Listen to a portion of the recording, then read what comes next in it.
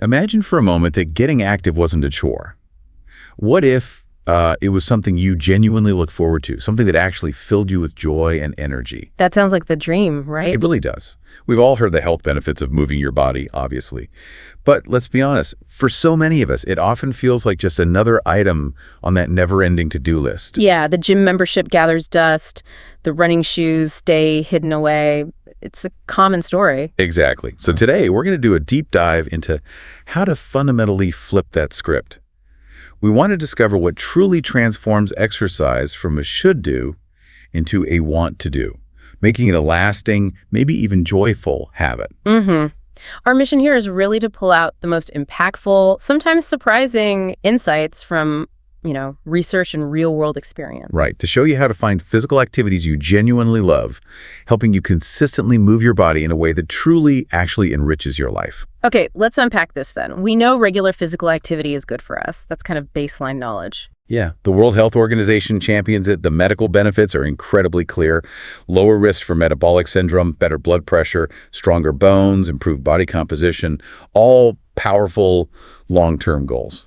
They are, but the challenge, I think, is that those benefits often feel distant, like a return on investment way off in the future. It's hard to get motivated day to day for something that feels so abstract, yeah. But what's truly insightful, I find, is how the research is shifting the focus. It's moving away from those distant shoulds towards the immediate, tangible impact of movement. The instant gratification part. Kind of. Studies confirm a significant reduction in daily depression and anxiety.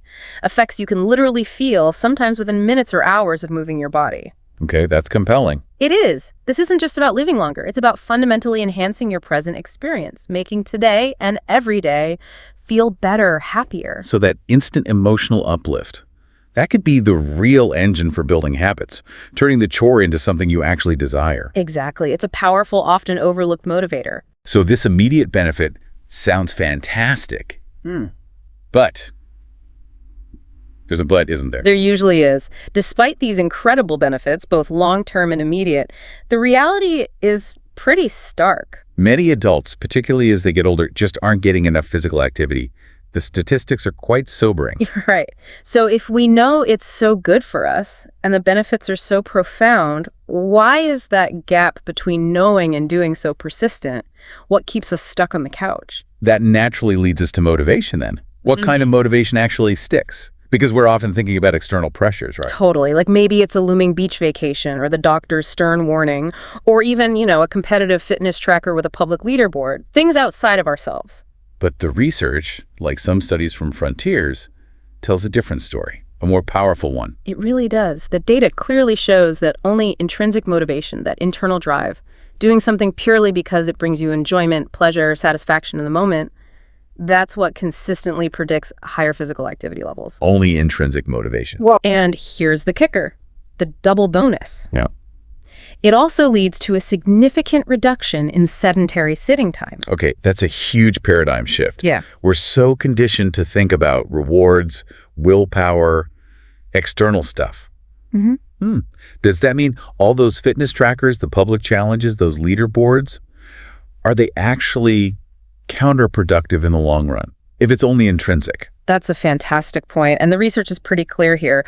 While those external tools can be a great starting point, a nudge to get moving, if you're only exercising for the badge or the public praise, what happens when that external motivation disappears? Or just fades? Right, the novelty wears off. Exactly. The challenge is to maybe use them as a stepping stone, not the ultimate destination. And just to clarify, the study distinguishes intrinsic motivation from other types. Okay, like what? Well, there's identified regulation doing it because you identify with the outcome, like you genuinely value being healthy. Right, that makes sense. Then introjected regulation, which is more about internal pressure, guilt, shame, like I really should go to the gym. Felt that one. Haven't we all? And then there are purely external factors, winning a prize, avoiding punishment. The core finding is, while these others might get you started, they just don't have the same long-term staying power. So it's that deeper internal spark, the joy, the fun, the satisfaction itself. That's what makes the difference. It keeps you coming back for more, not just getting you off the couch, but keeping you off it consistently. So it's not about forcing yourself to hit a number on the scale or earn some prize. It's about finding that genuine desire to move, that internal spark. And the double benefit, more active, less sitting. We know how bad prolonged sitting is on its own. Absolutely. Okay, so if intrinsic motivation is let's say, the crucial fuel, how do we build the vehicle? How do we build the actual habit? Right, because knowing isn't always doing. This is where a really comprehensive fitness study from Mars Athletic Club in Turkey comes in handy. They're the largest sports chain there. Oh, interesting. Big data set then. Huge. They tracked thousands of gym members, giving us this treasure trove of real-world behavior data, not just surveys, but actual attendance. So what did they track? They developed what they called a survival metric, basically tracking how many consecutive weeks a member showed up at the gym at least once. Okay. They even allowed for a single gap week for things like travel or illness, because life happens. That seems fair, more realistic. Exactly. And what's really striking are the critical milestones they found. They might surprise you. Lay it on me. Okay, roughly 50%, half from members, don't maintain their attendance streak past just 6 weeks. 6 weeks? Wow, it's fast. Yeah. Half the people are gone in less than 2 months. Gone, or at least their consistent habit is broken. That's a huge initial drop-off. And then by 17 weeks, which is about 4 months, only about 20% are still consistently going. Oof. It sounds like maybe gyms rely on that initial enthusiasm fizzling out.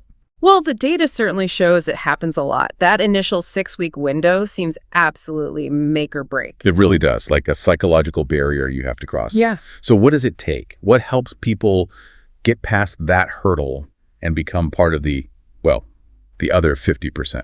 The data suggests hitting the gym roughly twice a week is crucial for building that early momentum. Consistency over intensity, perhaps. Twice a week. Okay, that sounds achievable for most people. Right. And to reach that 6-week milestone, members typically needed at least 9 visits within those first 6 weeks. So a bit more than once a week, closer to that twice-a-week average. Got it. So just showing up consistently, even if it's not every single day. Exactly. And this brings up that question I know lots of us wonder about.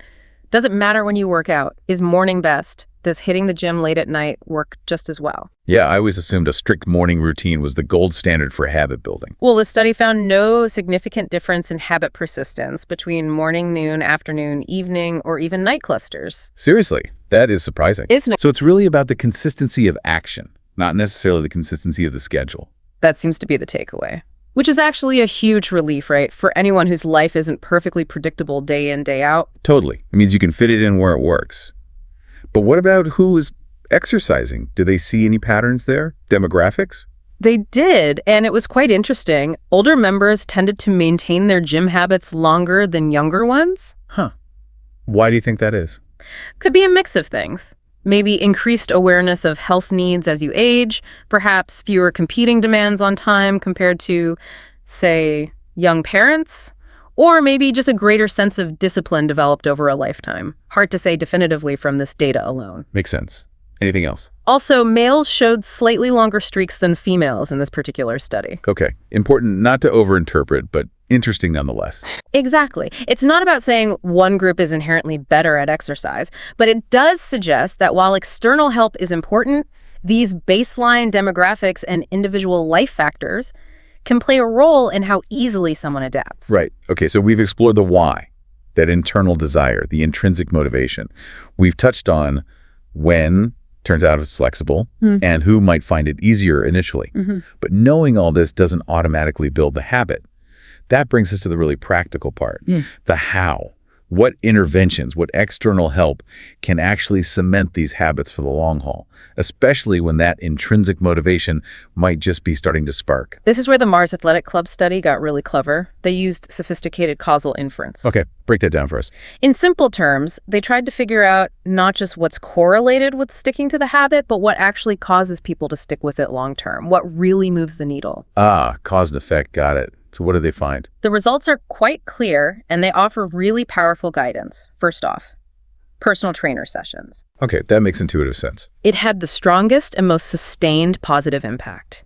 It just speaks to the power of personalized guidance, accountability, having someone help you overcome those initial fears, learn proper form, tailor a plan just for you. Takes the guesswork out, provides expert support. Yeah. Second, visiting different clubs. This one was interesting. Different locations of the same chain. Exactly. It showed a strong and sustained positive effect too. And this likely relates to novelty. Keeping it fresh. Precisely. The human brain likes new stimuli, different environments, different equipment, maybe different classes or vibes. It helps prevent monotony, stops boredom derailing your efforts. I can see that. Prevents it feeling like Groundhog Day. What else? Using invitation credits, basically. Inviting friends to join you. The social angle. Yep. Had a consistently positive effect over time. It highlights how social interaction and short experiences are just incredibly powerful motivators. Right, you don't want to let your friend down. Plus, it can just be more fun, less like a chore when you're doing it together. Definitely. Okay, PT sessions, variety of location, friends, anything else? Group lessons. These showed a high initial positive effect. Think about the energy in a spin class or Zumba. Right. Great initial buzz. But interestingly, that impact tended to diminish over time compared to the others. Really? Why? Well, the study suggests that maybe the frequency of participation in group lessons might be more impactful long-term than simply the variety of classes you try. So finding a class you genuinely love and sticking with that specific one regularly might be better than constantly hopping between different types of classes just for novelty. That could be one interpretation, yeah. While variety helps initially, consistent engagement with something specific might build a deeper habit. Okay, so it's this dynamic mix. Personalized support, freshness, or novelty, and that undeniable pull of social connection. Powerful external levers. Definitely. But what about our own internal starting points? What about the factors we bring to the table before we even step into a gym or lace up our shoes? Absolutely crucial. The study also looked into self-reported factors, giving us insights into individual readiness and mindset. Like what? A higher initial fitness level showed a gradually increasing positive effect on habit formation. So being fitter to start with helps you stick with it even more over time. Seems so. It's likely linked to confidence. When you feel capable, that capability becomes a long-term anchor. You enjoy it more, you see progress. That makes sense. What else? Previous experience with fitness also had a growing positive effect. Old habits perhaps being easier to reestablish or recalling past positive feelings. Familiarity helps. But interestingly, those with no prior experience sometimes showed an initial beginner's boost. Oh, like beginner's luck, but for fitness. Kind of. Possibly due to heightened early enthusiasm. Maybe seeing rapid initial progress, which can be super motivating. But that boost needs something to sustain it long term. Right. It can wear off if the deeper intrinsic motivation doesn't kick in. Exactly. And finally, a higher estimated initial visit frequency, basically. Your own intention to go often right when you start consistently predicted sustained habits. So just planning and believing you'll go often makes it more likely. It seems that initial commitment, that self-belief, lays a really critical foundation. Okay, so pulling it all together. Yeah. While external things like a great PT or working out with friends can definitely jumpstart things, it really does seem like our own intrinsic motivation or starting fitness level and that initial commitment to show up are the bedrock for long-term consistency. It's a dance, isn't it, between those external nudges and our internal desire and readiness. So the million-dollar question then, how do you, the listener, find your joyful movement? We've talked about why it's important, how habits form, but this is where it gets truly personal. Yes.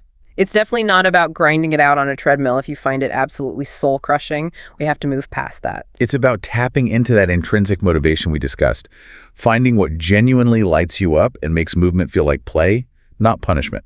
And this is where you can really start to explore and experiment. Embrace curiosity. So what kind of things are we talking about beyond the usual gym stuff? Oh, the world of movement is so much broader. Think about activities that offer maybe a sense of progress or a connection to nature or that social interaction we know is powerful. Many people find immense joy in, let's see. Like outdoor adventures. Absolutely. Imagine trail running where every path is different, or hiking with breathtaking landscapes, kayaking, paddle boarding on the water. Mountain biking, maybe. Yes. Even disc golf. Yes. Or wild swimming. Things that offer a sensory experience, connect you with nature, refresh your body and mind. Okay, what else? Maybe something more expressive. Definitely. Dynamic and expressive movement. Think dancing hip-hop, swing, Zumba, even pole fitness. Or aerial arts like silks or lyra, hula hooping, adult gymnastics. Things that don't even feel like a workout because they're so engaging and fun. Exactly. They tap into creativity, playfulness, joy, or perhaps the mind-body connection is your thing. Like yoga or Tai Chi. Precisely. Yoga, Tai Chi, Qigong, activities that build balance, flexibility, body awareness, focusing on the internal experience, the flow. Very calming for many. And what if you like a challenge? Something skill-based. Great category. Martial arts, MMA, kickboxing, jiu-jitsu, boxing. Highly engaging, build discipline, clear sense of progress. Or rock climbing and bouldering. Those are mental puzzles as much as physical ones. Totally. Problem solving plus strength. Or maybe it's simply social play. Team sports. Yeah, tennis, pickleball, huge right now, beach volleyball, or even just long walking and talking sessions with a friend.